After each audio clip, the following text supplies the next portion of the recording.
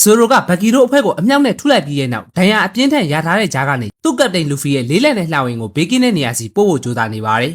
်ဒေါသထွက်သွားတဲ့ဘက်ကီကလည်းရိုနိုဝါဆိုရိုရဲ့ခေါင်းကိုဖျက်ဖို့မိုဂျီဆိုတဲ့သူကိုလွှတ်လိုက်ပြီးလူဖီယိုတေလာရဲ့ဆိုရိုကတော့ပင်မလုံးတဲ့အတွက်တရိတ်ဆန်အစာဆိုင်တန်းမှာလဲကျသွားပါတယ်အဲ့နားမှာခွေးလေးတစ်ကောင်လည်းရှိနေရကြောင်းလူဖီကမြောက်တဘာဝပျောက်ဆက်ဆက်သွားလို့တဲ့အတွက်တောက်ခွက်ကိုအကိုက်ခံလိုက်ရပြီးဆိုရိုလည်းဒဏ်ရာကြောင့်ထိမ့်မနိုင်ဖြစ်နေတဲ့အချိန်မှာနာမီကလှောင်ရင်ရဲ့တော့ကိုလာပေးခဲ့ပါတယ်ဒါပေမဲ့တော့ကိုအနားမှာရှိနေတဲ့ခွေးလေးကကောက်ပြီးမျိုးချပစ်လိုက်တဲ့အတွက်မြောက်နဲ့ခွေးနောက်တစ်ချိန်ကိုက်နေကြတဲ့အချိန်ချူချူကိုမနှိမ့်ဆက်နဲ့ဆိုတဲ့အတန်နဲ့တူအဲ့မျိုးရဲ့မျိုးတော်ကရောက်လာခဲ့ပါတယ်ဒဏ်ရာရထားတဲ့ဆိုရိုကိုမြင်လိုက်တာနဲ့ဘက်ကီရဲ့လက်ချက်ဆိုတာကိုတီးလိုက်တဲ့မျိုးတော်ဝင်လည်းအနားယူနိုင်မှုသူ့အိမ်ထဲမှာခဏလောက်ထည့်ပေးထားလိုက်ပြီးချူချူဆိုတဲ့ခွေးလေးကတရိတ်ဆန်အစာဆိုင်ကိုစောင့်ပေးနေရဖြစ်တဲ့အကြောင်းပြပြလိုက်ပါတယ်ဒီဆိုင်ပရှင်သူ့ရဲ့တငယ်ချင်းကလွန်ခဲ့တဲ့3လလောက်မှာအဖျားကြောင့်တိတ်ဆုံးသွားတဲ့အတွက်မျိုးတော်ဝင်ကနေ့တိုင်းချူချူကိုအစာလာကျွေးပေးနေရဖြစ်ပြီးညံကောင်းတဲ့ချူချူကိုယ်တိုင်ကလည်းသူ့တခင်တည်သွားပြီဆိုတာကိုသိပြီးမြဲသူ့အတွက်ဒီဆိုင်လေးကတန်ဖိုးဖြတ်လို့မရတဲ့အမှတ်တရတွေအများကြီးရှိနေရကြောင်းစောင့်ရှောက်ပေးနေရဖြစ်နိုင်တဲ့အကြောင်းရှင်းပြလိုက်ပါတယ်အဲ့လိုအပင်ပန်းခံပြီးစောင့်ရှောက်မနေအောင်အချိန်ချင်းမောင်းထုတ်ကြည့်ခဲ့ပြီးမြဲလေချူချူကနေတိုင်းဒီကနေတလန်းမရွေးတဲ့အကြောင်းပြောပြနေတဲ့အချိန်သူတို့အနားမှာချင်းသေးဟိန်းတဲ့တစ်ခုကိုကြားလိုက်ရပါတယ်မျိုးတော်ဝင်ကတော့အဲ့ဒါကတရိတ်ဆန်တွေကိုလေ့ကျင့်ပေးနေတဲ့မိုဂျီလို့ပြောရင်ထွက်ပြေးသွားခဲ့ပြီးခွေးစီကတော်တောင်းနေတဲ့လူဖီအနားကိုလည်းအေယာမချင်းသေးစီးထားတဲ့မိုဂျီကရောက်လာခဲ့ပါတယ်ဒီကဘာပေါ်မှာသူမလေ့ကျင့်ပေးနိုင်တဲ့တရိတ်ဆန်ဆိုတာမရှိဘူးလို့ပြောရင်သူ့ကိုရန်လုံနေတဲ့ချူချူအနားကိုကတ်သွားပေးမယ်ချက်ချင်းအကိုက်ခံလိုက်ရပါတယ်ရိုနိုဝါဆိုလိုဗမာလဲလို့မေးတော့လေလူဖီကမပြောတဲ့အတွက်ရီချီလို့ခေါ်တဲ့ချင်းသေးကြီးကတက်ခိုက်လိုက်တဲ့အချိန်ကန်ကောင်းထောင်းမစွာပဲလှောင်အိမ်ထဲကမြောက်ကလွတ်သွားခဲ့ပါတယ်ဒါပေမဲ့လွတ်လွတ်ချင်းပဲတက်ခိုက်တာခံလိုက်ရပြီးအနားမှာလည်းတရိတ်ဆန်အစာဆိုင်ရှိနေတဲ့အတွက်သူ့ချင်းလေးကိုအစာကျွေးဖို့လုပ်လိုက်ပြီးမြဲခုနကခွေးလေးကစိုင်ဆောင်နေရကိုတွေ့လိုက်ရပါတယ်ချင်းသေးတက်ခိုက်တာခံလိုက်ရတဲ့ပြင်အိမ်ပြိုတဲ့အထည်ပါသွားတာတော့မသိသေးတဲ့လူဖီကိုတွေ့လိုက်ရတာကြောင့်မျိုးတော်ဝင်တဲ့နာမီကအံ့ဩသွားပြီမြဲလူဖီကတော့ဘာမှမထူးဆန်းသလိုပဲပြန်ထလာခဲ့ပြီးဒီကျိုးမောကနေ Grand Line မြေပုံနဲ့အတူလမ်းပြတစ်ရက်ကိုရအောင်ခေါ်သွားမယ်အကြောင်းပြောခဲ့လိုက်ပါတယ်ချူချူကသူ့ရဲ့တခင်နဲ့အမှတ်တရတွေအများကြီးရှိခဲ့တဲ့ဆိုင်လေးကိုအသေးအတန်ကာကွယ်ပေးနေပြီမြဲအင်အားကြီးမှမျှပဲဖြစ်နေပြီးသူ့တခင်ရဲ့နောက်ဆုံးအမှားစကားအတိုင်းဆိုင်ကိုတခြားစောင့်မေးဖို့ဆုံးဖြတ်ထားပြီးမြဲလေဘလို့မှမတက်နိုင်ခဲ့ပဲမီးလောင်ပြကျသွားတာကိုသာတွေ့လိုက်ရပါတယ်ပျက်စီးသွားတဲ့ဆိုင်ကိုကြည့်ရင်းနဲ့အော်ဟင်းရဲ့ချူချူကိုတွေ့လိုက်ရတဲ့လူဖီကလည်းသူတခုခုပြန်လုပ်ပေးရမယ်လို့ဆုံးဖြတ်လိုက်ပြီးနောက်ဆုံးအစာတော့ကိုယူသွားတဲ့ရီချီနဲ့မိုဂျီစီကိုလိုက်သွားခဲ့ပါတယ်လူဖီမသေးသေးတာကိုမြင်လိုက်ရတဲ့မိုဂျီလည်းချင်းသေးနဲ့ထပ်တိုက်ဖို့လုပ်ပြီးမြဲလူဖီကသူ့ရဲ့လက်တွေကိုလိန်လိုက်ပြီးဂေါမူနိုဟမ်မာဆိုတဲ့တက်ကွက်နဲ့တီးပေးလိုက်ပါတယ်လူဖီစီမှာဘက်ကီလိုမျိုးနက်ဆိုးတစ်တီအစွမ်းရှိနေရကိုတီးလိုက်ရတဲ့မိုဂျီလည်းအသေးအတန်တောင်းမှမိချူချူတန်မိုးထားတဲ့အရာကတော့ပြန်မရနိုင်တော့တဲ့အတွက်မိုဂျီကိုလက်တိခတ်ပြင်းပြင်းနဲ့အဆုံးသတ်ပေးလိုက်ပါတယ်ချူချူအခုလိုဖြစ်သွားတာကိုမြင်တဲ့နာမီကလည်းပင်လယ်ဓမြတွေဆိုတာအားလုံးအတူတူပဲလို့ပြောရင်လူဖီကလည်းဘာမှထူးမှမဟုတ်တဲ့အကြောင်းပြောပေးမယ်လူဖီကတော့သူယူလာတဲ့နောက်ဆုံးအစာတော့ကိုချူချူစီသွားပေးတာကိုမြင်လိုက်ရပါတယ်ကျန်တဲ့ဟာတွေကိုတော့ချင်းသေးကောင်အကုန်စားသွားပြီဖြစ်တဲ့အကြောင်းပြောနေရကြောင်းလူဖီကခွေးလေးတစ်ကောင်အတွက်နဲ့ချင်းသေးကိုတော့တိုက်ခိုက်ခဲ့တာမှနာမီကတီးသွားခဲ့ပြီးချူချူကလည်းသူ့အတွက်အစာတော့ပြန်ယူလာပေးခဲ့တဲ့လူဖီကိုကျေးဇူးတင်တဲ့အမူအရာနဲ့နှုတ်ဆက်လိုက်ပါတယ်ဘက်ကီကတော့ဇိုလိုတောင်မဟုတ်ပဲကောက်ရုပ်အထုပ်ကောင်ကမိုဂျီကိုပြင်းလိုက်တယ်မှတီးသွားတဲ့အတွက်ဒေါသအလိမ့်လိုက်ထွက်နေခဲ့ပြီးနာမီကလည်းသူပြောခဲ့တဲ့စကားကြောင့်လူဖီကိုပြန်ပြီးတောင်းပန်လိုက်ပါတယ်ချူချူနဲ့ကောက်ရုပ်အထုပ်ကောင်လေးကတော့ငင်ခံမနေပဲပြန်တိုက်ခိုက်တာကိုတွေးလိုက်ရတဲ့မျိုးတော်ဝင်လေဒီအတိုင်းသူ့မျိုးဖြက်စီးခံရတာကိုငကြောက်လို့ကြည့်နေမိခဲ့တဲ့အတွက်နောင်နာရသွားခဲ့ပြီးသူနဲ့အတူမျိုးသူမျိုးသားတွေတက်ညီနဲ့တီထောင်ခွဲကြတဲ့ဒီမျိုးအတွက်ပြန်ပြီးတိုက်ခိုက်ဖို့ဆုံးဖြတ်လိုက်ပါတယ်ဒါပေမဲ့အဲ့အချိန်မှာဘက်ကီကလေသူ့ရဲ့ special အပြောင်းဆန်တွေနဲ့တမျိုးလုံးကိုဖျက်ဆီးနေပြီဖြစ်တဲ့အပြင်မျိုးတော်ဝင်ရဲ့အိမ်မှာပါသွားတာကြောင့်ဇိုရိုလည်းတည်သွားပြီလို့ထင်လိုက်ကြပ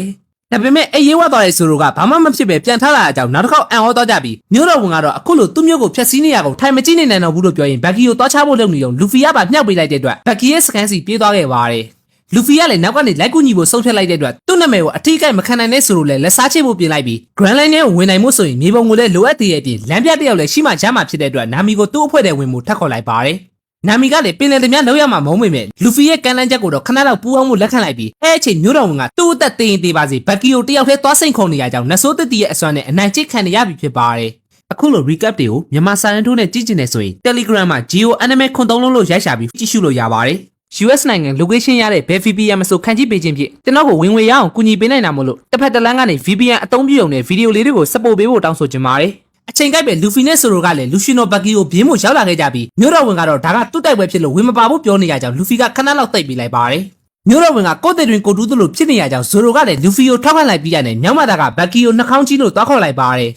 အဲအကြောင်းချက်ချင်းဘက်ကီအမြောက်ဆန်နဲ့ပြစ်ပင်မဲ့ဂေါမူနိုဘောလုံးဆိုတဲ့အကွက်နဲ့ပြက်ကန်ထွက်အောင်လုပ်လိုက်တဲ့အတွက်ဘက်ကီရဲ့စကန်တစ်ခုလုံးပြိုကျသွားတဲ့အပြင်သူ့ရဲ့တပည့်တော်တော်များများလည်းမှောက်သွားကြပါတယ်သူ့လူတွေနဲ့ကာထားလိုက်တဲ့ဘက်ကီကတော့ဘာမှမဖြစ်သွားပေမဲ့လူဖီကနက်ဆိုးတစ်တီစားထားတဲ့ရာဘာလူသားဆိုတာကိုတော့တီးသွားကြပြီးခပါတီဆိုတဲ့သူကလည်းမိုဂျီရဲ့ချင်းသေးနဲ့ပောက်ကွဲမှုကိုကာထားလိုက်ကြကြောင်းအေးအေးဆေးဆေးပြန်ထားလာနိုင်ခဲ့ပါတယ်မိုဂျီကမကျေနပ်ပေမဲ့လည်းသူ့ထက်တမာတဲ့သူတွေကြားမှာခဏလေးတောင်ဝင်ရှုပ်လို့မရပဲခပါတီဆိုတဲ့သူကလည်းဒါသမားဖြစ်ပေမဲ့စက်ကဂျူမဆရာတယောက်လည်းဖြစ်တဲ့အတွက်တပိန်းနဲ့ပါတဲ့စပိန်းကိုစီရင်တက်ခိုက်တဲ့သူဖြစ်ပါတယ် သူကပ်တိန်ရှိရနေကာကွယ်ပေးနေတဲ့ဇိုရိုရဲ့တန်ရာကမတတ်တာသေးတာကိုတိရဲ့ခါပါကြီးကလည်းညင်ညင်ပတ်ပတ်နီးလန်းနေတဲ့ဓာတ်တန်ရာကိုပဲဥတီတက်ခိုက်နေရကြောင်းဇိုရိုကတဖြည်းဖြည်းနဲ့အားရင်ကြီးနေလာပြီဖြစ်ပါတယ်ဒါပေမဲ့ဇိုရိုအကြောင်းကိုသိရဲ့လူဖီကဘာမှမကူပဲဒီအတိုင်းရက်ကြည့်နေပြီးအဲ့အချိန်မှာဇိုရိုကခါပါကြီးရဲ့တိုက်ပွဲကိုမရှောင်လိုက်တဲ့အပြင်သူ့အကြောပေးထားတာလုံလောက်ပြီဖြစ်တဲ့အကြောင်းရွေးလိုက်ပါတယ်ကဘာအကောင်းဆုံးဓာသမားဖြစ်ရမယ်လို့ဆုံးဖြတ်ထားတဲ့သူတယောက်အတွက်ဓာသမားလို့ပြောတဲ့ဘသူမှမဆိုရှုံးလို့မရတဲ့အကြောင်းပြောပြလိုက်ပြီးသူ့ရဲ့ဓာသုံးမျိုးစတိုင်ကိုထုတ်သုံးတော့မဲ့အချိန်နာမီကလည်းအလုံးရှုံးနေတဲ့သူတွေကိုအခွင့်ကောင်းယူတဲ့အနေနဲ့ရတနာတွေကိုခိုးဖို့ထွက်သွားခဲ့ပါတယ်ခါပါချီကတော့စက်ကတ်ထဲမှာသူ့သုံးတဲ့ထူးထူးဆန်းဆန်းအကွက်တွေနဲ့တိုက်ခိုက်နေပြီးဇိုရိုရဲ့အလင်းငိုက်မှာဘဂီယာပါဝင်ပါဖို့လုပ်နေရကြောင်းအဲ့ဒါကိုသိရဲ့လူဖီကသူတို့တိုက်ခိုက်နေရကိုဝင်မရှုပ်စေဖို့ဖျက်တာလိုက်ပါတယ်အဲ့အချိန်နာမီကတော့မြေရောက်ခန်းထဲမှာဓမြတိုက်ထားတဲ့ရတနာပုံကြီးကိုရှာတွေ့သွားပေမဲ့အခန်းထဲမှာမူးနီရဲ့ဘဂီရဲ့တပည့်တယောက်ရှိနေတဲ့အတွက်နာမီလည်းမိမတို့မာယာနဲ့လှည့်ပြားပြီးတီးထုတ်ပေးလိုက်ပါတယ်မြေပုံထည့်ထားတဲ့တစ်တာရဲ့တော့ပါရှိနေရကြောင်းရေကန်အသစ်ကြာအသစ်ဖြစ်သွားခဲ့ပြီးခါပါချီရဲ့ကြောင်တော်စက်ကတ်ဂျွန်မအကွက်တွေကိုထိုင်ကြည့်နေရတဲ့ဇိုရိုကလည်းစိတ်မရှိတော့ပဲရီကာတိုကိုကျွေးခဲ့တုန်းကထမင်းလုံးရဲ့နာမည်အတိုင်းပေးထားတဲ့ဓာသုံးချောင်းတိုက်ကွက်အိုနီဂီရီနဲ့အဆုံးသတ်ပေးလိုက်ပါတယ်သူ့တိုက်ပွဲပြီးရတဲ့နောက်တစ်ခေါက်အိတ်ချင်လာတဲ့ဇိုရိုကကျန်နာကိုလူဖီနဲ့လွှဲထားခဲ့လိုက်ပြီးနာမီကလည်းများပြားလာတဲ့ရတနာတုပ်ကြီးနဲ့ထွက်သွားဖို့တွေးလိုက်ပေမဲ့အဲ့လောက်အလေးကြီးကိုသူတယောက်တည်းမတည်နိုင်တဲ့အပြင်တခုခုကိုလည်းခြံထားခဲ့ဖို့စိတ်မချဖြစ်နေခဲ့ပါတယ်လူဖီရဲ့ Grand Line ကိုရောက်ရင်ပင်လယ်သမားဘရင်လုံးမယ်ဆိုတဲ့စကားကြောင့်သူ့လိုပဲပင်လယ်သမားဘရင်ဖြစ်ချင်တဲ့ဘက်ကီလည်းနှထင်ထိသွားခဲ့ပြီးဒီကောက်ရုပ်အုပ်ထုပ်ကိုမြင်ရတာလေသူ့မုံနဲ့တစုံတယောက်ကိုသတိရမိရဲ့အကြောင်းရေးရွလိုက်ပါတယ်။အဲ့ကောင်ကသပင်းနီကြောင်ကြောင်နဲ့ဖြစ်တဲ့အကြောင်းပြောလိုက်တဲ့အချိန်မှာတော့လူဖီကလည်းဘက်ကီကရှန့်အကြောင်းပြောနေရမှန်းသိသွားခဲ့ပြီးရှန့်ဗမာရှိလဲဆိုတာကိုတော့ဘက်ကီကမပြောပြတဲ့အတွက်သူကိုယ်တိုင်ပဲမေးဖို့ဆုံးဖြတ်လိုက်ပါတယ်။လူဖီကရာဘာလူသားဖြစ်ပေမဲ့ပြက်ရှားတဲ့အချွန်တွေဓာတ်တွေကိုတော့မခံနိုင်တဲ့အတွက်ဘက်ကီရဲ့တိုက်ကွက်တွေကိုရှောင်နေရပြီးသူပြန်တိုက်တဲ့အချိန်မှာလည်းဘက်ကီကသူ့ရဲ့ခန္ဓာကိုယ်ကိုအသုံးချပြီးရှောင်လိုက်တဲ့ကြောင့်ရာဘာလူသားလည်းအနှဲငယ်အုံနောက်ချောက်လာခဲ့ပါတယ်။ဒါပေမဲ့အစတွေကအုံနောက်မသုံးတဲ့ကောင်ဖြစ်လို့နောက်တစ်ခေါက်ပြန်ထလာခဲ့ပြီးအဲ့လိုကြမ်းတမ်းလာတဲ့နဆိုးတစ်တီစားသူနှစ်ယောက်ရဲ့တိုက်ပွဲကိုလည်းဘသူကမှဝင်မပါရဲကြပဲအခြေအနေကြည့်နေကြရတာဖြစ်ပါတယ်အဲ့အချိန်ဘက်ကီရဲ့တိုက်ပွဲတစ်ခုကလူဖီရဲ့မျက်နှာကိုချစ်မိသွားပေမဲ့လူဖီကတော့သူ့ရဲ့မျက်နှာထက်ရှန့်ပေးရတဲ့ကောက်ရုပ်အုပ်ထုပ်ကိုထိသွားရကြောင်းဒေါသထွက်နေကြကိုနာမီကလှမ်းတွေးလိုက်ပါတယ်ပုံမှန်ဆိုရင်အမြဲတမ်းစောက်ပေါ်လို့နေတဲ့လူဖီကသူ့ရဲ့ကောက်ရုပ်အုပ်ထုပ်ကိုလာထိရင်တော့ဘသူမှခွင့်မလို့ဘူးဆိုတာကိုသိလိုက်ရပြီးအဲ့ဒါကိုရိပ်မိသွားတဲ့ဘက်ကီကလည်းအုပ်ထုပ်ကိုမှရွယ်ချက်ရှိရှိဖျက်ဆီးလိုက်ပါတယ်ဒီအုပ်ထုပ်ကသူ့အတွက်အရေးကြီးတဲ့အရာဖြစ်လို့တေချာထိမ့်သိမ့်မှုမှားခဲ့တဲ့ရှမ်းငယ်စကားကိုလည်းလူဖီကပြန်သတိရသွားခဲ့ပြီးဘက်ကီကတော့တကယ်ရတနာဆိုတာကောက်ရုပ်အုပ်ထုပ်အစုပ်ပလို့မဟုတ်ပဲ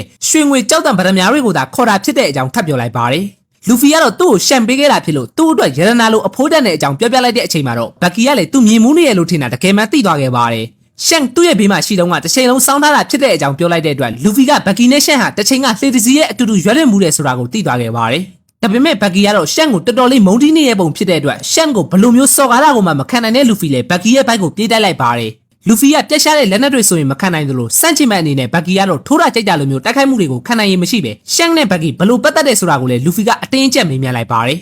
ဘက်ကီကတော့ရှန့်ဆိုတာသူဘလို့မှခွင့်လို့မရတဲ့သူဖြစ်ပြီးသူ့ရဲ့ချမ်းသာမှုတွေအကုန်လုံးကိုခိုးယူသွားတဲ့ကောင်ဖြစ်လို့တဘဝလုံးအဲ့ကောင်ကိုမုန်းတီးနေမှဖြစ်တဲ့အကြောင်းပြောရင်သူတို့ရဲ့ငယ်ဘဝကဖြစ်ရတဲ့တစ်ခုကိုပြောပြလိုက်ပါတယ်ဒါကတော့ One Piece အပိုင်းလေးဖြစ်ပြီးအပိုင်း9ကိုနောက်နေ့မှတင်ပေးသွားမှာမို့လို့ like share comment နဲ့ YouTube မှာလည်း subscribe လေးလုပ်ပြီးအားပေးခဲ့ကြဖို့တောင်းဆိုချင်ပါတယ်